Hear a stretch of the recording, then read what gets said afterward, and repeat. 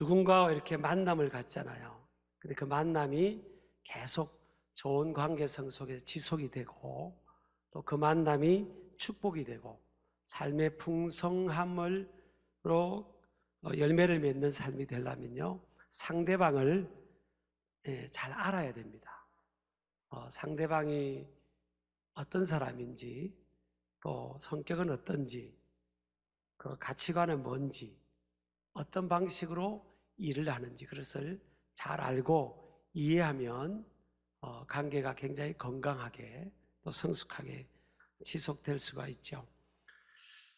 하나님과의 관계도 마찬가지입니다. 그러니까 하나님을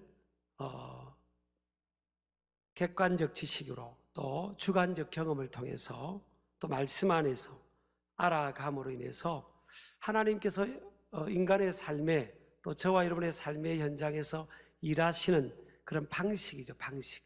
하나님의 일하시는 객관적 그런 방식을 잘 이해를 하면요, 하나님과의 관계가 굉장히 깊어질 수가 있겠죠. 그래서 오늘 하나님이 일하시는 방식에 대해서 좀 나누려고 합니다. 객관적 방식에 대해서 오늘 성경 읽었던 말씀이 하나님의 일하심의 방식을 적절하게 도와주는 그런 내용이라고 볼 수 있습니다. 오늘 말씀은요, 가나안 땅을 정복하는 가운데 있는 그런 이스라엘 여호수아와 이스라엘 백성들의 어떤 고군분투하는 그런 모습이 그려져 있죠. 이 가나안 땅은 약속의 땅이고 젖과 꿀이 흐르는 땅인데 하나님께서 이미 아브라함에게 약 500년 전에 약속하신 그 땅입니다. 창세기 15장에 보면 13절에서 16절까지 아브라함이 하나님 앞에 예배를 잘 드렸더니 하나님께서 아브라함에게 찾아오셔서 만나주시면서 자손들에 대해서, 미래에 대해서 말씀해 주셨어요. 가나안 땅을, 약속의 땅을, 이 땅을 주겠다고 하나님께서 말씀을 해 주셨죠. 그런데 약 400년 동안은 종살이를 할 것이다. 종살이를 할 것이다. 그리고 400년이 지난 후에 나와서 이 땅을 얻게 될 것이다. 그런 약속이 창세기 15장 13절에서 16절까지 나와 있습니다. 그리고 나서 이제 모세를 통해서 이 종살이하던 노예 생활하던 이들을 이제 홍해를 가르고 10가지 재앙으로 애굽을 초토화시키고 구원해냅니다. 그래서 그 약속한 땅 가나안을 향해 가는데 신명기 1장 2절에 보면요, 홍해를 건너자마자 그 가데스 바네아까지 요단강 입구까지 10하룻길이었다 그래서 10하룻길. 그러니까 지름길로 가면 이 광야를 지나서 요단강 가나안 땅 입구까지 10하룻길이면 갈 수 있는 길인 거예요. 그런데 얼마가 걸렸죠? 40년이 걸립니다. 그리고 1세대 믿음 없는 사람들은 광야에서 다 죽게 됩니다.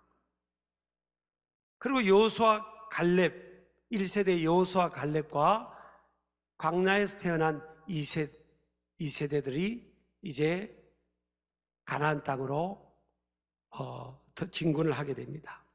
근데 가나안 땅에 들어가 보니까 또 전쟁을 치르는데 30년이 걸려요.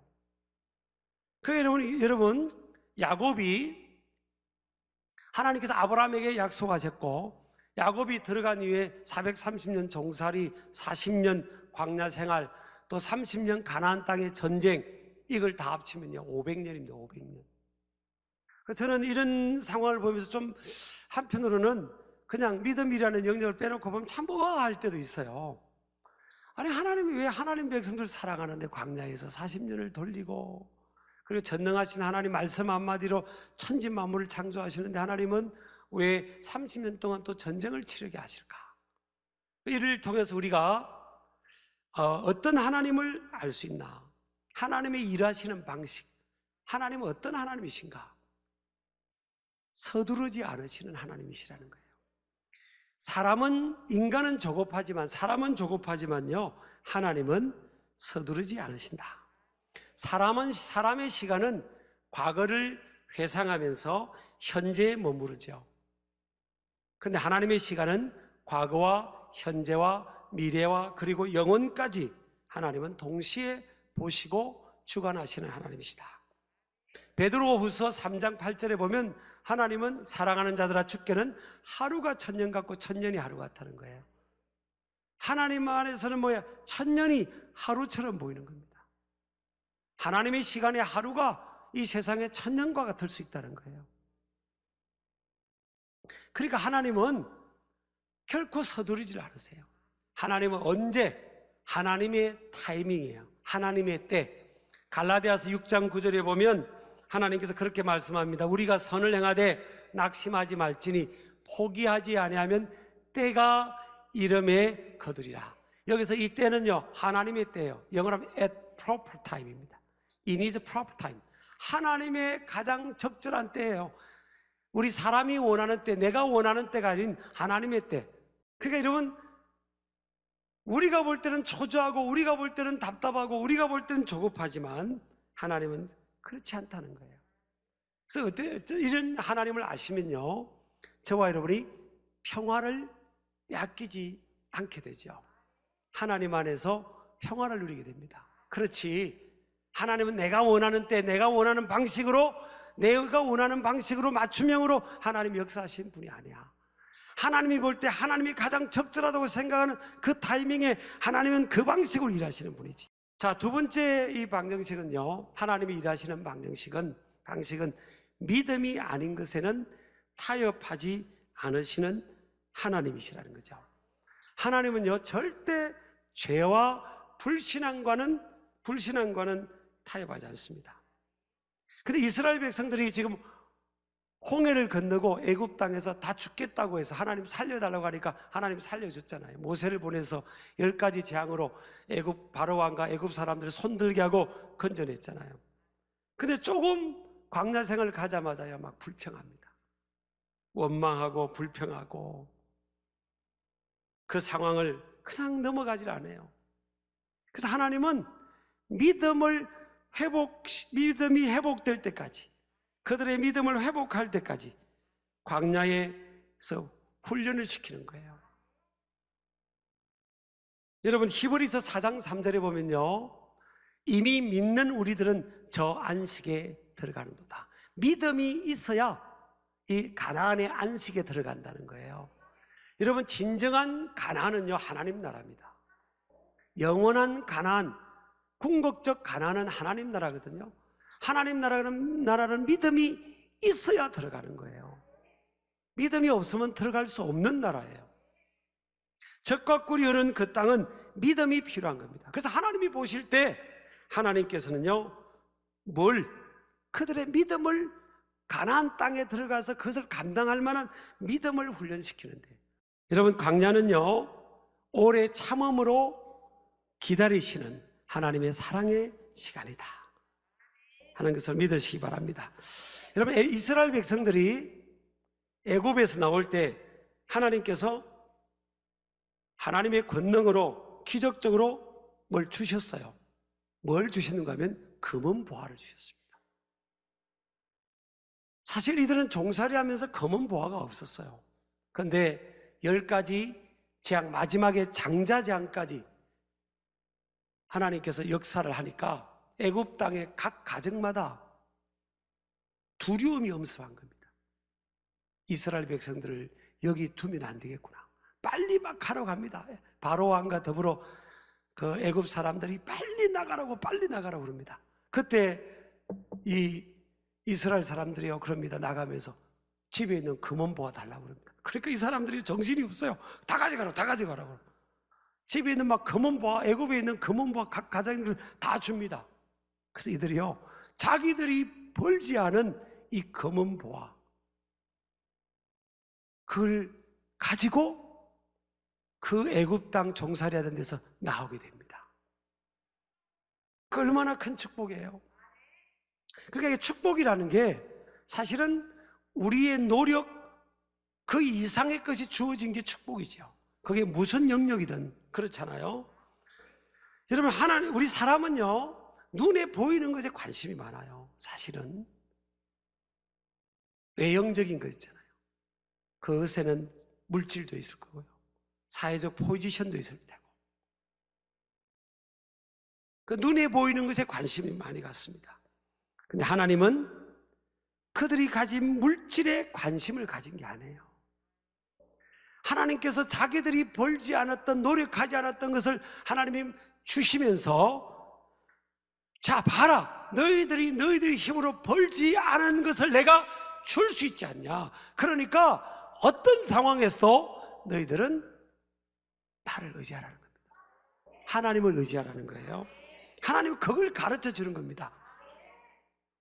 그런데 하나님의 관심은 하나님의 택한 백성들의 믿음이죠. 근데 사람은 외형적인 겁니다. 여러분, 믿음을 도외시한 물질은요, 금송아지의 우상을 만들게 됩니다.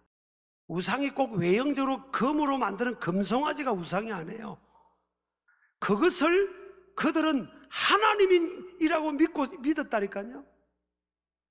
그러니까 눈에 보이는 외형적인 것, 이 축복이, 이것을 보자기로 쌓을 수 있는 믿음이 준비가 안 되면 사람은요, 그것을 하나님 대신 의지하게 되는 겁니다. 그게 우상입니다.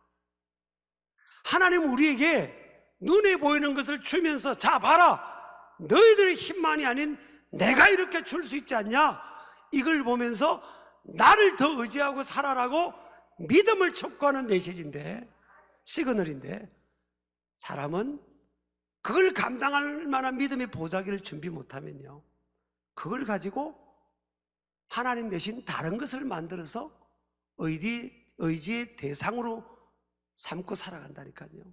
하나님은 너무 그걸 잘 아신 겁니다. 그래서 우리가 진정한 승리나 성공은 물질을 비롯한 외형적인 것이 아닌 내면적인 것, 즉 믿음의 영역입니다. 여러분, 이거 분명히 알아야 됩니다. 제일 큰 축복이 뭐냐? 믿음이에요. 여러분요, 믿음만, 보배 같은 믿음만 있으면요, 부를 게 없습니다.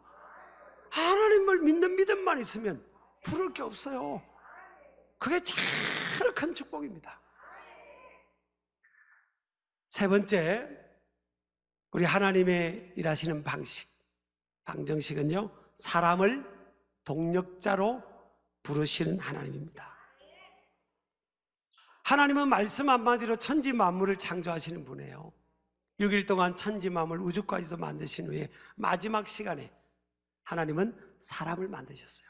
하나님의 형상대로 빚어 사람을 만들고 나서 사람을요, 코워커로, 동력자로 부르셨어요. 하나님은 그래서요, 누군가를, 이 세상을 구원하기 위해서는 사람이 그 사람에게 가서 그 영혼을 설득해서 그들을 주 앞에 인도하는 이 방식을 취하는 겁니다. 누군가의 필요를 채울 때도 자고 일어났더니 하늘에서 가마니에 쌀이 떨어진 게 아니에요. 쌀이 담긴 가마니가 그 가난한 사람, 필요가 있는 사람, 굶는 사람에게 떨어지는 게 아니에요. 하나님은 사람을 통해서 그 사람의 니들을 보고 필요를 채우도록 하는 거예요. 여호수아서 1장 5절에 보면, 내 평생에 너를 능히 대적할 자가 없으리니 내가 모세와 함께 있었던 것 같이 너와 함께 있을 것입니다. 내가 너를 떠나지 아니하며 버리지 아니하리니. 하나님께서요, 최신식 무기를 준 것도 아니에요. 그냥 너와 함께 해주겠다. 너를 능히 대적할 사람이 없다. 그냥 약속을 합니다. 하나님이 함께 해주겠다는 약속이에요. 그러니까 너 걱정하지 말고 그 대적들, 그 네 앞에 있는 대적들 걱정하지 마라.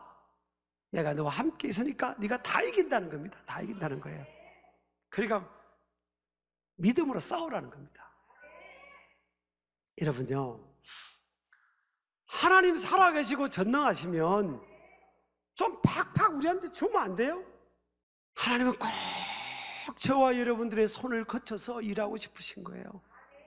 여러분, 이게요, 일하는 입장에서는, 순종하는 입장에서는 한편에 어떤 데는 힘이 들죠. 전쟁을 치러야 되니까. 인생이 전쟁이니까. 가나안 땅을 하나님이 주었다고 약속까지 해놨고 예언적 완료형으로 말씀까지 하셨잖아요. 근데 가보니까 준 거는 없어요. 직접 전쟁을 치러야 되는 겁니다.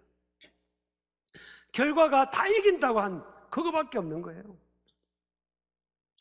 하나님이 저와 여러분에게도 교회 안이든 가정이든 사회에서든 내가 너와 함께 해줄게, 내가 너와 함께 해주마, 땅을 정복하라는 거예요. 근데 힘든 거 아닙니까?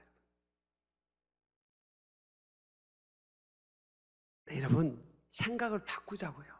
하나님께서 우리에게 맡긴 일들은요, 이거는 하나님께서 동력자로 우리를 불러주신 거예요. 네가 필요하다는 겁니다. 그래서 기독교 신앙, 이 성경적 신앙은요, 성경적 정신은 일하는 게 미덕이에요. 무슨 일이든 건전할 일은 일하는 게 미덕이라니까요. 일을 하며 땀을 흘리고 수고하고 노력하고 희생하는 게 일입니다. 우리 하나님은 네 번째 일하시는 방식은요, 결과보다는 동기와 과정을 중시하시는 하나님입니다. 사람은 결과에 집중하지만 하나님은 과정과 동기를 더 중시하신다. 결과는 좋은 동기와 과정의 자연스러운 산물이다라는 것입니다. 여러분, 이스라엘 백성들을 비롯해서 대부분의 사람들은 결과에 치중합니다. 그러나 하나님은 결과가 아닌 과정과 그 일의 동기 속에서 우리가 어떤 태도로 살아가느냐 하는 것에 더 큰 비중과 관심을 갖고 계시다 하는 것입니다. 자, 여러분 보세요. 지금 이들이 전쟁을 치러야 되는데 여리고성이요, 규모로는 제일 큰 성이 아니에요. 32km, 제곱킬로미터 정도 된대요.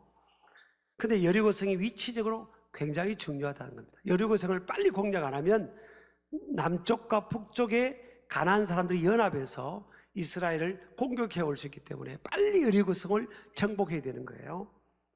근데 지금 전쟁을 치르는데요, 이 전쟁 아시죠? 전쟁을 치르는데 하나님께서 여호수아에게 무슨 명령을 내리는가 하면 여리고성을 7일 동안 돌아라. 그리고 7일째는 7바퀴를 돌아라, 그겁니다. 근데 아멘도 잘 하셔야 돼요. 이게 아멘 할 일이 아니에요, 여러분. 사실은 지금 전쟁 치러야 되는데 하나님께서 힘을 다 빼놓는 거예요, 사실은. 그렇죠? 따지고 보면, 아니, 힘을 비축해서 좀 쉬었다가 힘을 비축해서 싸워야 되는데 하나님께서 7일 동안 힘을 다 빼놓고 이제 싸우기 직전에는 7번을 돌아야 되니까 완전히 힘 빼놓는 겁니다. 완전히 힘 빼놓고 싸우라는 그거 아니에요, 여러분. 그것처럼 우리가 비춰질 수 있는 거예요. 근데 하나님이 그 명령을 내렸어요. 또 여리고성을 돌 때요, 이 내벽만 해도 3에서 4m의 이 두꺼운 벽이 있대요. 지금도 이제 이 고고학자들이 1950년도부터 이 여리고성을 발굴하고 있거든요. 그러니까 내벽이 3, 4m, 내벽 외벽이 있는데, 그러니까 엄청 두껍고 견고한 성이에요. 근데 그 성 위에서 7일 동안 이스라엘 군인들이 쭉 그냥 말없이 돌고 있는 거예요. 그러니까 위에서 가만히 있겠습니까? 심리전술을 펼 거 아니에요. 막 조롱하고 비웃고 저것들 미쳤다, 얼마나 그렇게 하겠습니까? 그러면요, 사기가 떨어질 거 아니에요. 우리도 무슨 일을 하다가 안 좋은 말 들으면 마음에 사기가 떨어져서 그냥 어떤 때는 아휴, 하지 말까? 그런 생각이 들 때가 있죠. 그러니까 전쟁 전에 그렇게 하는 것은 어떻게 보면 이성적으로나 합리적으로 안 맞는 거예요, 사실은. 또 여리고성을 돌 때 이 군인들 있잖아요. 군인들은 막, 우리 군인들이 여러분 막 뛰고 이렇게 훈련 받을 때 한마디 말도 안 하고 가만히 합니까? 안 합니다. 그러면요, 너무 힘들어요. 멋진다! 군대 안 가시면 잘 모르죠. 그 막 욱샤 막 진짜 사나이 막 불러 좀 반응이 있을 때까지 이렇게 하려고 그럽니다. 막 그렇게 해야 돼요. 그렇게 하는 거예요. 그렇게 막 소리도 내고 막 욱샤 막 군가도 부르고 막 한호성도 함성도 부르고 막 그랬는데 7일 동안 한마디 말도 못하게 한 겁니다. 절대 말하지 말아라. 그러니까 이 사람들이 막 덥고 힘들고 말은 못하게 명령 들었지 얼마나 힘들겠습니까? 이게 이 전투력을요 확 낮출 수가 있는 거예요. 사실은 그렇잖아요. 자, 7일 돌고 나서 함성을 질렀는데 여리고성이 안 무너지면 여호수아의 리더십은 어떻게 되겠어요? 완전 땅에 떨어질 거 아닙니까? 저 여호수아 장군 말 이제 듣지 말자 그럴 거 아니에요. 그러니까 모든 면에 말도 안 되는 비이성적, 비합리적인 그런 명령을 하나님께서 이스라엘 백성들에게 그걸 하라고 한 겁니다. 자, 그러면 왜 그렇게 하라고 한 거예요? 왜? 이게요, 하나님의 일하시는 방법이에요. 하나님은 과정을 보시는 겁니다. 과정을 통해서 이스라엘 백성들의 믿음을 테스트하는 거예요. 저와 여러분도 마찬가지입니다. 하나님은 이미 뭐예요? 과거, 현재, 미래, 영원까지 보시니까 가나안 땅을 이미 다 하나님이 정복하게 한 걸 보시는 거잖아요. 그리고 이미 주었다고 그랬지 않습니까? 예언적 완료형으로. 하나님은 결과를 보는 게 아니에요. 지금 과정 속에서 어떤 태도로 살아가느냐 이걸 보시는 거예요. 저와 여러분의 삶도 여러분 우리가 광야길을 가고 있고 가나안을 정복해야 되는 전쟁과 같은 이 치열한 삶 속에 우리가 저와 여러분이 놓여져 있는 겁니다. 저는 그런 도전이 올 수 있죠. 자, 내가 은퇴할 때 우리 교인들이 몇 명쯤 되면 좋을까? 아니면 지금으로부터 한 4, 5년 뒤에는 우리 교인들이 몇 명쯤이 좋겠다. 그런데 그 결과에 대해서 관심을 가질 수 있어요. 근데 하나님은 그거 관심 안 가져요. 오늘이라는 이 삶 속에서 하나님이 저에게 오다가 떨어질 때가 있잖아요. 저에게 말씀하실 때가 있잖아요. 신길교회 담임 목사로 말씀하기도 하고 한 가정의 가장으로 말씀하기도 하고 하나님과 너와의 사이에 말씀하는 그게 있단 말이에요. 그게 하나님은 그 미래 과거 나를 통해서 어떤 일이고 어떻게 얼마나 영혼들이 얼마나 많은 영혼들이 구원을 받았냐 그 결과보다는 하나님은 오늘이라는 이 삶 속에서 어떤 삶의 태도로 어떤 믿음의 태도로 살아가느냐 그걸 하나님께서 더욱더 중요하게 여기시는 겁니다. 그렇게만 되면 결과는 자연스럽게 따라오는 거거든요. 자, 여리고성 보세요. 여리고성 돌았는데 하나님이 하라고 했는데 말도 안 되는데 3m, 4m 되는 그 두께의 벽이 2개나 있는 그 여리고성이 무너져 버렸지 않습니까? 결과에 우리가 매몰되지 말고요, 매일매일 내 삶 속에서 하나님께서 말씀하시는 방식대로 살아가야 되는 겁니다. 하나님 그걸 통해 영광을 받으시고 그럴 때 저와 여러분의 삶의 현장을 통해 기적이 일어날 겁니다.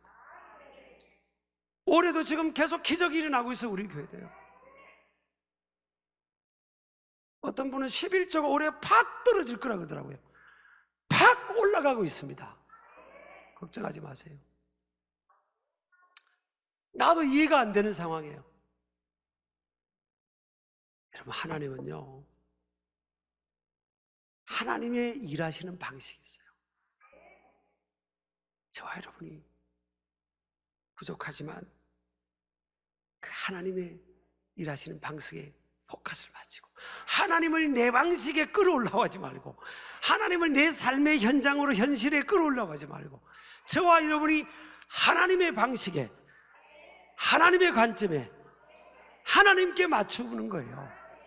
그럴 때요, 여리고성이 무너진 것처럼 가나안이 정복된 것처럼 저와 여러분을 통해서도 놀라운 역사가 일어날 줄을 믿습니다.